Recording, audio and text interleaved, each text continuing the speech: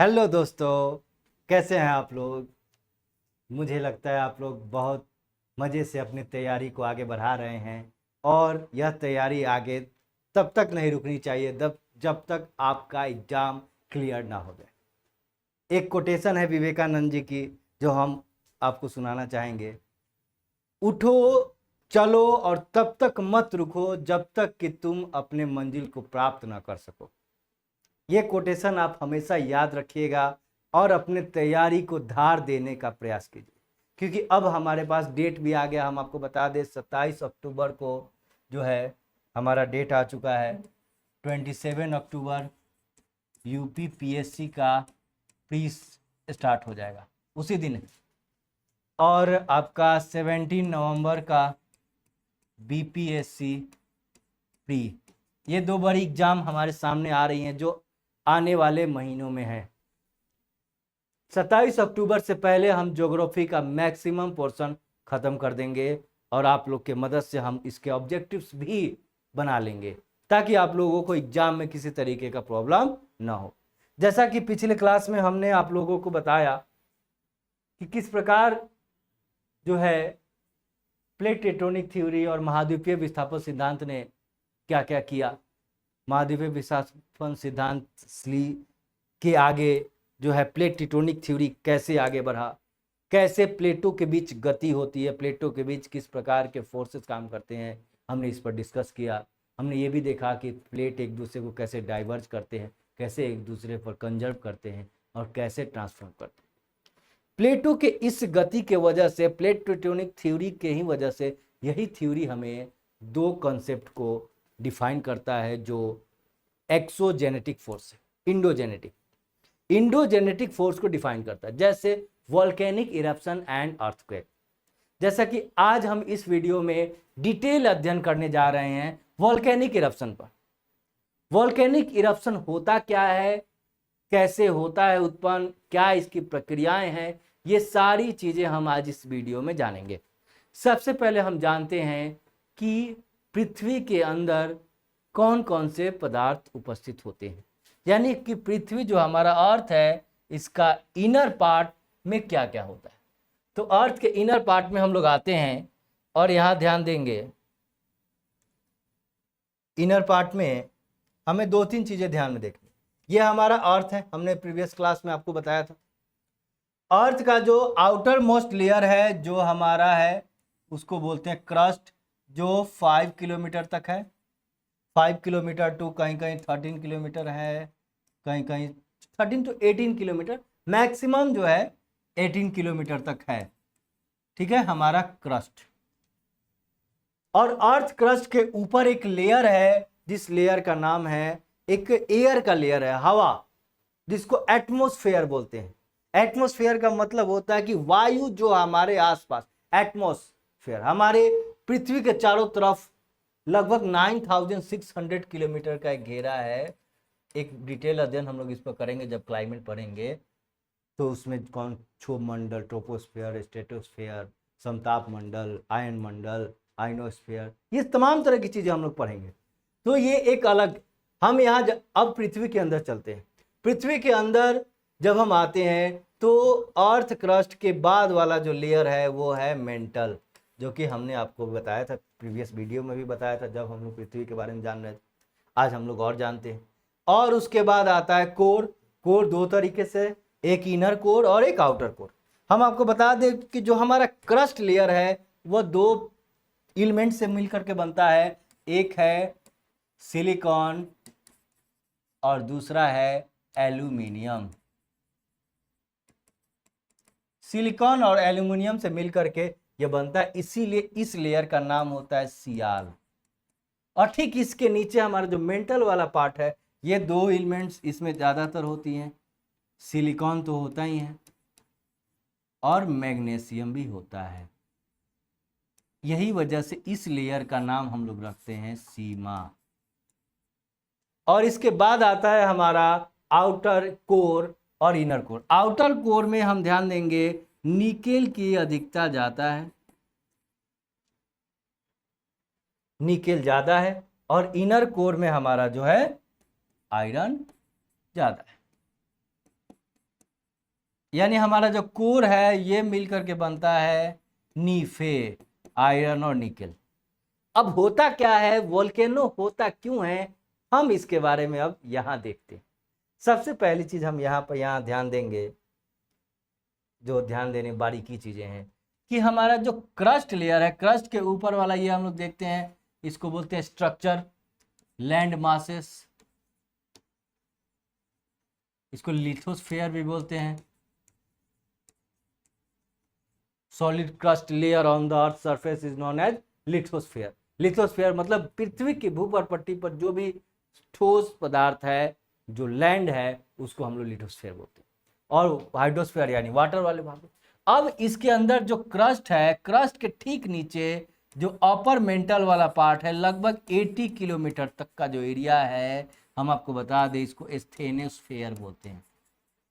स्टेनोस्फेयर याद रखिएगा। स्टेनोस्फेयर वह एरिया है जहां पर सबसे ज्यादा जो है मैग्मा उपलब्ध है। यह गर्म एरिया है जो लगभग 100 किलोमीटर, 80 नहीं 100 किलोमीटर तक का एरिया जो है वो गर्म लावा होता है, मैग्मा। ये एक तरीके का मैग्मा का चेंबर है, हम आपको बता दें 80 किलोमीटर तक का एरिया जो है मैग्मा का चाहिए, पूरा का पूरा जो है मेंटल है। इसमें जो ये जो है ये हमारा 80 किलोमीटर, याद रखिएगा। और ये जो मैग्मा है ये ही लावा जो है गर्म होता है, और गर्म होता है तो फोर्सेस जब इस पर लगते हैं, क्योंकि हमने पिछले क्लास में बताया था कि प्लेट टेक्टोनिक कैसे फोर्स की तरफ दबाव डालता है। हमने बताया था कि कैसे प्लेट जब एक दूसरे से टकराते हैं या एक दूसरे को डाइवर्ट करते हैं तो कैसे फोर्स जो है इस पर अप्लाई होता है। तो फोर्स की वजह से यहाँ पर ऐसे भी यहाँ पर ये गर्म होते रहते हैं, हॉट होने की वजह से डेंसिटी बढ़ जाता है और यह विस्फोट होने लगते हैं, ऊपर की तरफ विस्फोट करने लगते हैं। एक तो ये है। इसके नीचे जो है लोअर मेंटल वाला एरिया है, यह सॉलिड एरिया, याद रखेंगे। ये कभी कभी पूछ देता है कि लोअर मेंटल जो है वह किस स्टेज में होता है, तो सॉलिड में, याद रखना है। उसके बाद आउटर कोर, आउटर कोर भी वह एरिया है जहां पर मैग्मा होता है, जो लावा है, जो बहुत ही ज्यादा गर्म है। याद रखिए पृथ्वी का जो आउटर कोर एरिया है वो लावा है, बहुत ज्यादा गर्म है, और यहाँ पर निकेल की अधिकता ज्यादा है। और इसके अंदर जो है इनर कोर पाया जाता है। इनर कोर सॉलिड में होता है, याद रखिएगा इनर कोर सॉलिड होता है। तो ये स्ट्रक्चर है, यानी हमें सबसे ज्यादा डिपेंडेंसी, सबसे इंपॉर्टेंट हमारे लिए जरूरी है वोल्केनो के लिए स्टेनोस्फेयर, सबसे इंपॉर्टेंट। अब ज्वालामुखी कैसे उद्गार होता है, होता क्या है आखिर, हम लोग ये देखते हैं ध्यान से। जैसे कि आप लोग जानते हैं कि पृथ्वी की जैसे जैसे पृथ्वी की डीपेस्ट गहराई में जाते हैं इसका टेम्परेचर बढ़ता है, जैसे गहराई में अंदर जाते हैं टेम्परेचर बढ़ता है। अब देखिए वोल्केनो कैसे निकलता है, ध्यान से देखेंगे। ये है हमारा स्टेनोस्फेयर, ये जो रेड रेड कलर का आपको दिखाई, ये मैग्मा चेंबर। अब इस मैग्मा चेंबर से मैग्मा यानी लावा देख रहे हैं कैसे ऊपर की तरफ निकल रहा है। जहां ये जरूरी नहीं कि सीधा स्ट्रेट लाइन जैसे जाता है वैसे नहीं, इसको जिस साइड में वीकेस्ट रॉक मिलेगा, यानी सबसे कमजोर चट्टान जिधर मिलेगा उधर ये मैग्मा विस्फोट करता है। देख रहे हैं यहाँ इसको कमजोर चट्टान मिला, इधर विस्फोट करना शुरू किया, यहाँ कमजोर मिला, इधर विस्फोट। यहाँ अगर इसको स्ट्रॉन्ग चट्टान मिलेगा तो यहाँ से ये मूव कर जाएगा, यह इसको नहीं जो है पार कर पाएगा, और यहाँ पर इसको ये पार कर पाएगा। और जहाँ ये मैग्मा पार करता है, और ये हम आपको बता दें, ये जहाँ पार करता है तो यहाँ से एक लावा निकलता है, मैग्मा, इसी को लावा बोलते हैं, याद रखिएगा। जो गर्म मैग्मा पृथ्वी के बाहर निकलता है उसको लावा बोलते हैं। कभी कभी ये पूछ देता है, कभी कभी ये लोग भी समझ में नहीं आता कि लावा क्या है, मैग्मा क्या होता है, लावा क्या होता है। मैग्मा जब लिक्विड स्टेट में पृथ्वी के अंदर है स्टेनोस्फीयर में तो उसको मैग्मा बोलेंगे, और जब वही मैग्मा वोल्केनिक इरप्शन के माध्यम से बाहर निकलता है तो हम उसे लावा बोलते हैं, याद रखेंगे ये चीज। अब लावा जब ये बाहर निकलता है, ध्यान देंगे, जब ये बाहर निकलता है लावा, तो इसके बाद यहाँ पर इसका जो स्ट्रक्चर शुरू होता है, हम आपको दिखाएं कि अब यहाँ पर ये गिरना शुरू कर देता है, चारों तरफ गिरने लगता है। देखिए जहां जहां गिरेगा ये, चूंकि जैसे ही ये एटमॉस्फेयर में आता है, चूंकि पृथ्वी के अंदर का टेम्परेचर जो है बहुत ही ज्यादा होता है, और जैसे ही बाहर आता है टेम्परेचर कम होने लगता है, हवा ठंडा, ये बहुत जल्दी ठंडा होता है। और चूंकि लावा किस चीज से बना होता है, जो लावा होता है यानी जो मैग्मा होता है उसमें प्रचुर मात्रा में जो है एलिमेंट्स पाए जाते हैं, खास करके मेटालिक मिनरल्स पाए जाते हैं, याद रखिएगा। सिलिकॉन, एल्यूमिनियम, मैग्नीशियम, इन तरीके के एलिमेंट्स बहुत ज़्यादा पाए जाते हैं। तो ये बहुत जल्दी ठंडा होता है, बहुत जल्दी, और ये ब्लैक हो जाता है। काला क्यों होता है? क्योंकि हमने आप एक कॉमन सेंस में याद रखिए कि कोई भी चीज़ जलता है, आप लोग ये देखे ही होंगे, तो जलने के बाद वह काला कलर में हो जाता है। तो यहाँ पर ये जो चट्टाने हैं, चट्टाने के ऊपर जब गर्म मैग्मा निकलता है तो मैग्मा जो है चट्टानों के सॉइल से मिलकर के मिट्टी को जला देता है वहां के, और रॉक्स को जल जाने के कारण ये ब्लैक ब्लैक होता है। ये एसेज, एस मतलब राख, और लेयर ऑफ मैग्मा, लावा का लेयर। तो ये जो बाहर निकल जा रहा है, और जिस माउथ से वो बाहर निकलता है उसको क्रेटर बोलते हैं, याद रखिएगा। यानी ज्वालामुखी का मुख, उद्गार जहां से ज्वालामुखी उत्पन्न होता है उस एरिया को हम क्रेटर बोलेंगे। ये क्वेश्चन कई बार पूछ चुका है कि ज्वालामुखी उद्गार वाले एरिया को क्या बोलते हैं। ऑप्शन ए क्रेटर, कार्डेरा, फिर से ड्यूक, डाइक, लेकोलिथ, बेकोलिथ, कई तरह की चीजें पूछेगा, लेकिन आपको याद रखना है क्रेटर। और जब यही क्रेटर बड़ा हो जाता है, याद देखिएगा, जब यहाँ ज्वालामुखी ठंडा हो जाता है और ठंडा होने के कारण जब यह क्रेटर बड़ा रूप ले लेता है तो यहाँ बना देता है काल्डेरा। क्या बनाता है यहाँ? काल्डेरा, याद रखिए। क्रेटर जब बड़ा हो जाएगा तो बनाएगा काल्डेरा, ये बड़ा मुंह हो जाएगा और यहाँ पर काल्डेरा बनेगा। और जब यह ठंडा हो जाएगा, मान लीजिए यहाँ से ज्वालामुखी निकलना बंद हो जाएगा, किसी कारण इसका माउथ बंद हो गया, और यहाँ पर मान लीजिए कि कुछ जो है मिट्टी वगैरह इधर आकर के गिरने लगी, तो इसका ये बंद हो गया। और बंद हो जाने के कारण बारिश, रैन वर्षा होने के कारण यहाँ पर जो है बारिश के ड्रॉप्स, वाटर ड्रॉपलेट यहाँ पर इकट्ठा हो जाएंगे, तो इसके कारण एक लेक बन जाएगा, और उस लेक का नाम हम लोग रखेंगे काल्डेरा लेक, क्रेटर लेक, याद रखिए। क्वेश्चन कभी कभी पूछ देता है क्रेटर लेक किस चीज से बनता है, तो याद रखिएगा ये सिस्टम है। ये लावा हमने आपको बता दिया, मैग्मा बता दिया, चैम्बर बता दिया, ये चीज समझ। अब क्या क्या स्ट्रक्चर बनता है हम एक बार ये बता दें कि अगर ये अंदर आ जाता है तो क्या क्या स्ट्रक्चर बनता है, हम लोग एक बार उस पर डिस्कशन कर लेते हैं कि कौन कौन सी चीजें बनती हैं इसके द्वारा। ये देखिए, अब यहां ध्यान दीजिए, जब यह मैग्मा निकलता है और निकलने के बाद यह मूव कर जाता है और यह सतह तक नहीं पहुंच पाता है तो इसको डाइक बोलते हैं, याद रखिए, डाइक। जब यह मुड़ जाता है तो इसको सिल बोलते हैं, और जब ये जो हमारा जो स्ट्रेट लाइन देखता है इसको कंडक्ट बोलते हैं। ये थ्रॉट भी होता है, ये पाइप भी इसको बोलते हैं, मैग्मा का पाइप, थ्रॉट, जहाँ से मैग्मा निकलता है। क्रेटर, काल्डेरा हमने बताया, क्लाउड बताया हमने, एसेज, ये राख वगैरह भी है। याद रखिएगा यहाँ पर दो तरीके का स्ट्रक्चर बनता है, एक ये आपको बता दें इसमें एडिशनल, एक ये इस तरीके का स्ट्रक्चर बन रहा है, ये वाला और एक ये वाला स्ट्रक्चर, दो याद रखिए। ये लेकोलिथ है, ये लेपोलिथ। नीचे की तरफ जा रहा है तो लेपो, याद रखिए, नीचे की तरफ जा रहा है तो लेपोलिथ, और ऊपर की तरफ जा रहा है तो लेको, याद रखिएगा, लेकोलिथ।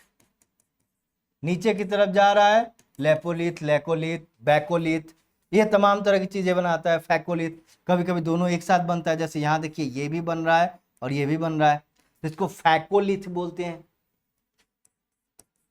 फैकोलिथ। ये नाम आप लोगों को याद रखना है, ये पूछता है, हमेशा पूछता है ये सारी चीजें। तो हमने ये स्ट्रक्चर देखा वोल्केनो में, अंदर ऐसा नहीं है कि बाहर ही, अंदर ही बहुत सारे इनर स्ट्रक्चर बनते हैं।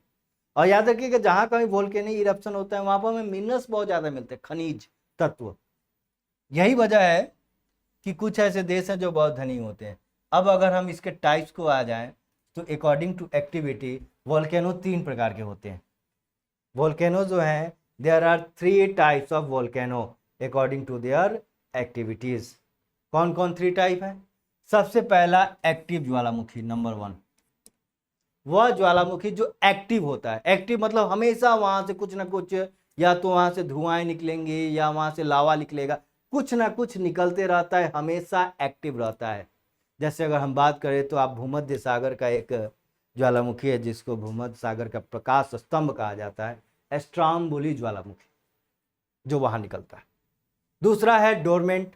डोरमेंट ज्वालामुखी क्या है कि निकला है, भविष्य में निकलने की संभावना है, पॉसिबिलिटी है।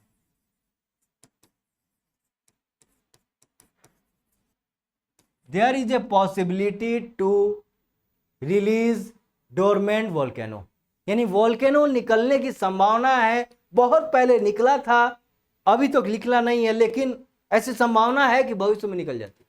जैसे भारत का एक बात बताया डोरमेंट में आता है, वो है आपका नारकोडम। नारकोडम जो भारत का जो अंडमान निकोबार पर एक द्वीप है, जैसे बैरन द्वीप, वो हमारा डोरमेंट वोल्केनिक इरप्शन, वहाँ संभावना है। बहुत पहले निकला था लेकिन अभी भी संभावना निकल सकती है, शांत नहीं है। कुछ ऐसे भी एरिया हैं जहाँ पर पहले वोल्केनिक इरप्शन होते थे लेकिन अब बिल्कुल भी नहीं होते और भविष्य में भी होने की कोई संभावना नहीं है। ऐसे ज्वालामुखी को बोलेंगे 3 नंबर, यानी एक्सटिंक्ट वोल्केनो। तो ये 3 प्रकार के वोल्केनो आप लोगों को समझ में आया, एक एक्टिव वोल्केनो, एक डोरमेंट वोल्केनो और तीसरा एक्सटिंक्ट वोल्केनो। अब हम देखते हैं कि एक्टिव हमें सबसे इंपॉर्टेंट है एक्टिव वोल्केनो के बारे में अध्ययन करना। दुनिया में एक्टिव वोल्केनो कहाँ कहाँ है, कौन कौन से प्लेट पर एक्टिव वोल्केनो है, हम लोग एक बार ये ध्यान में देखते हैं। ये देखिए आप लोग, ये यहाँ पर दिखाई देगा आपको, वोल्केनो के टाइप्स भी दिखाई देगा। एक बार आपको दिखाते हैं, रुक जाइए। ये देखिए, ये हमारा जो बेल्ट दिखाई दे रहा है, ये आप आ जाइए, ये रिंग ऑफ फायर, ये जो रेड ये जो दिखाई दे रहा है, ये वाला पूरा का पूरा एरिया, ये सारे के सारे जो है एक्टिव वोल्केनो है। देख लीजिए, ये वाला पूरा का पूरा ये रीजन जो है। अब ये क्यों एक्टिव वोल्केनो है, हमने पिछले क्लास में हमने ये स्पष्ट रूप से बताया, फिर एक बार और आपको बता देते हैं क्यों एक्टिव वोल्केनो। क्या होता है, पिछले क्लास में हम लोगों ने एक चीज का अध्ययन किया, आप लोगों को शायद याद होगा कि पिछले क्लास में हम लोगों ने देखा था किस प्रकार वोल्केनिक इरप्शन होता है। जैसे 2 प्लेट हैं, प्लेट 1, प्लेट 2। एक प्लेट का नाम है ओशियनिक प्लेट, याद रखिएगा, और दूसरा का नाम है कॉन्टिनेंटल। 2 तरह के plate, oceanic plate and continental plate. जब ये दोनों प्लेट आपस में एक दूसरे को कन्वर्ज करते हैं तो ओशियनिक प्लेट चूंकि जो है क्या होता है, इसका डेंसर होता है, डेंसिटी ज़्यादा होती है, ये वजह से ओशियनिक प्लेट नीचे की तरफ आने लगता है, ये नीचे की तरफ जाने लगता है, सबडक्ट होने लगता है, ये सबडक्ट होने लगता है, और इसके ऊपर जो है कॉन्टिनेंटल प्लेट जो है डाइवर्ज होने लगता है। और अगर हम इसका आप ये बना दे, ये वाला पॉइंट, ये वाला, तो हमें ये समझ में आएगा। ये देखिए, ये oceanic plate number 1, number 2, number 3। ये ओशियनिक प्लेट किस प्रकार नीचे की तरफ जो है सबडक्ट हो रहा है और कॉन्टिनेंटल प्लेट ऊपर जा रहा है। जब ये सिचुएशन होता है तो याद रखिएगा कि ये जो जोन है, यह जो एरिया है, इसको जोन ऑफ सबडक्शन बोलते हैं। Subduction, zone of subduction. अब जैसे जैसे ये ओशियनिक प्लेट नीचे जाएगा, हमने बताया था कि जैसे जैसे नीचे जाएगा तो क्या मिलेगा हमें, जैसे जैसे अगर हम नीचे जाएंगे तो हमें एस्थेनोस्फीयर, जैसे जैसे ये नीचे आएगा क्या मिलेगा, एस्थेनोस्फीयर यानी लावा। तो ये जो क्रस्ट है ये लावा बन जाएगा।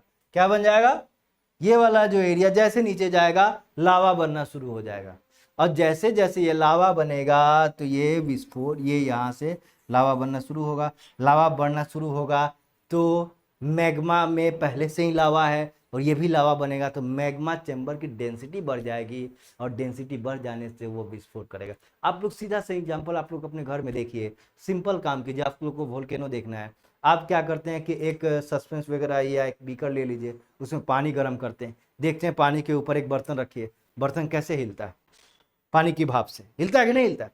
और उसके वजह से जैसे बर्तन हिल रहा है वैसे पृथ्वी कांपती भी है, भूकंप आता है, अर्थक्वेक। लेकिन अगर वहीं पर हम कुकर रखते हैं, कुकर में सीटी रखते हैं, ध्यान से देखेंगे सीटी ऊपर की तरफ आता है। क्यों आता है? सीटी यानी प्रेशर ऊपर की तरफ जा रहा है, हीट प्रेशर को ऊपर की तरफ। सीटी हटा दिए कुकर का तो उस कुकर में से जो है बहुत सारा गैस बाहर की तरफ, ऊपर की तरफ फ्लो करता है। क्यों करता है? Because of the density. Density इतना ज्यादा हो जाता है, हीट इतना ज्यादा हो जाता है कि वो बाहर निकलने की कोशिश करता है। तो ऐसे सिचुएशन में जब ये बाहर निकलने की कोशिश करेगा तो ये बन जाएगा, ये हमारा बन जाएगा, ये वाला पूरा का पूरा बनेगा मैग्मा, और यहां से वोल्केनिक इरप्शन। जब यह मैग्मा बनेगा, याद रखिएगा, तो यहाँ एक खाई बनेगी, ट्रेंच जिसको गर्त बोलते हैं, क्योंकि यहाँ पर गड्ढा हो जाएगा। ये तो ओशियनिक क्रस्ट है और ये गड्ढा हो जाएगा, तो इसीलिए ट्रेंच भी, खाड़ी भी बनता है इन सब रीजन में। ये बात याद रखना है। खाड़ी के बारे में तो अब कल बताए थे प्लेट टेक्टोनिक में। तो हम यहाँ पर ये देख रहे हैं ये चीज़ें, तो यहाँ पर ये देख रहे हैं कि ये जितना बेल्ट है, अब यहाँ देखिए ध्यान से, ये हमारा जो फर्स्ट पैसिफिक प्लेट है, कल हमने बताया था, एक बार अच्छा से हमारा प्रीवियस वीडियो देखिएगा प्लेट टेक्टोनिक वाला, तो ये आपको और अच्छे से समझ में आ जाएगा। अगर आप प्लेट टेक्टोनिक का वीडियो नहीं देखे हैं और ये वीडियो डायरेक्ट देखने आए हैं तो थोड़ा सा आपको समझने में कठिनाई होगी। इसलिए मैं आपसे रिकमेंड करूंगा कि लिंक्स में हमारा प्रीवियस वीडियो के डिस्क्रिप्शन है, आप उस पर जाइए और अच्छे से उस वीडियो को देखिए। और यहाँ ध्यान दीजिए, ये पैसिफिक प्लेट है और ये वाला हमारा नॉर्थ अमेरिकन प्लेट और ये वाला साउथ अमेरिकन प्लेट। तो यहाँ पर जैसे ये पैसिफिक प्लेट, जैसे इससे ये दोनों सबडक्ट होते हैं, ये अंदर की तरफ जाएगा, ये बाहर की तरफ, ऊपर की तरफ जो ना सबडक्शन बनेगा, तो ये जो एरिया है वोल्केनो इरप्शन होगा। ये एरिया में लगातार वोल्केनो इरप्शन। इधर भी आ जाइए, ये सारे एरिया, यहाँ वोल्केनो इरप्शन होगा, यहाँ ये एरिया में, यहाँ जापान में तो आप तो देखे ही हैं कि जापान में वोल्केनो जो है दिन रात होता है। और यहाँ पर देखिएगा ऑस्ट्रेलिया में, आपको एक ये क्वेश्चन हमेशा ये जीके का याद रखिएगा, वर्ल्ड का ऐसा कौन सा कॉन्टिनेंट है जहां पर एक भी वोल्केनिक इरप्शन नहीं होता है? वो है ऑस्ट्रेलिया। ऑस्ट्रेलिया में आज तक ना भूकंप हुआ है ना होगा, भविष्य की बात छोड़िए, लेकिन अभी तक तो नहीं हुआ है और बिल्कुल भी एक भी वोल्केनो नहीं हुआ है। क्यों नहीं हुआ है? क्या कारण है?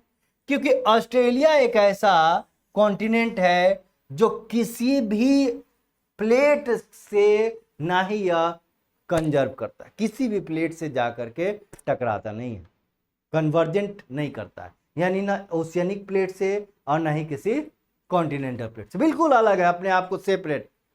यही वजह है कि यहाँ पर वोल्केनो और अर्थक्वेक नहीं आता है। और यहाँ पर इंडिया क्या है?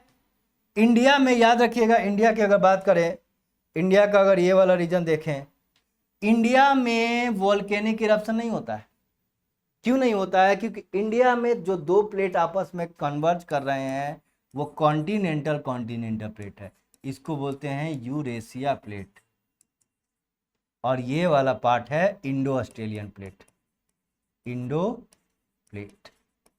ऑस्ट्रेलियन प्लेट, और ये प्लेट, ठीक है।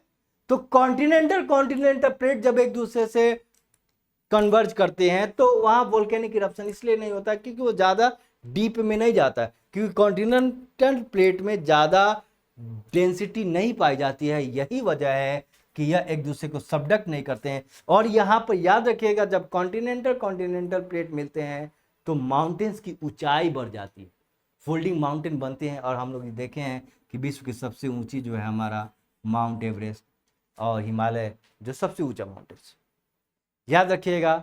अब हम बात करते हैं यहाँ, ये जो एरिया है मेडिटेरियन सी। चलिए, मेडिटेरियन सी में यह जो जगह है यहाँ पर एक्टिव वोल्केनो आता है, स्ट्रोम्बोली वोल्केनो, जो लगातार हमेशा जो है इरप्शन होते रहता है। सवाल है क्यों? अब यहाँ देखिए, ये है कॉन्टिनेंटल प्लेट, ऊपर वाला Eurasian continental plate, African plate. African और यूरेशियन प्लेट आपस में एक दूसरे को कन्वर्ज कर रहे हैं, एक दूसरे से टकरा रहे हैं, लेकिन बीच में जो टेथिस सागर का अंश है, यानी जो मेडिटेरियन सी है, इस वजह से ये आपस में टकरा नहीं रहे हैं।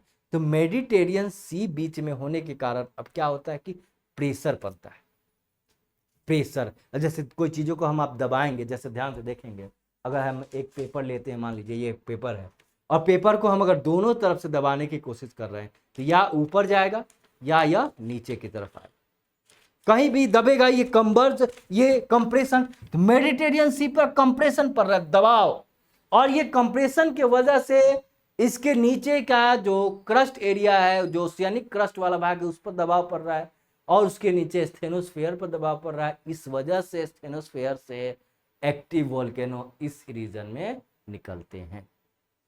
ये रीजन भी याद रखेंगे, ये रीजन भी एक्टिव वोल्केनो के इंपॉर्टेंट है। यहाँ पर भी प्लेट जो है एक दूसरे को डाइवर्ज, प्लेट डाइवर्ज करते हैं, तब भी जो है वोल्केनिक इरप्शन होता है, याद रखेंगे ये चीज़। अब हम लोग एक और छोटी सी चीज़ें ध्यान देते हैं, टाइप्स ऑफ एक और वोल्केनो हम लोग को अध्ययन करना है, थोड़ा सा यह ध्यान देना है। अब ये एक वोल्केनो है, देखिए जब वोल्केनो बहुत ज़्यादा मात्रा में बहुत तेज़ी से निकलता है, जैसे मौना लोआ हवाई द्वीप पर है। हवाई द्वीप जो है अमेरिका के कंट्रोल में है, यूएसए के कंट्रोल में होता है, जो पैसिफिक ओशियन के पास है। तो हवाई द्वीप में मौना लोआ जो वोल्केनो है, यह लार्ज मात्रा में एक्टिव वोल्केनो है, और यह सबसे ज़्यादा मात्रा में वोल्केनिक इरप्शन यहाँ होता है, सबसे ज़्यादा, याद रखिए। और इसीलिए यहाँ पर जो बनाता है ये बहुत बड़ा, ये माउंटेन भी बनाता है, बहुत स्प्रेड फैल जाता है, याद रखिए।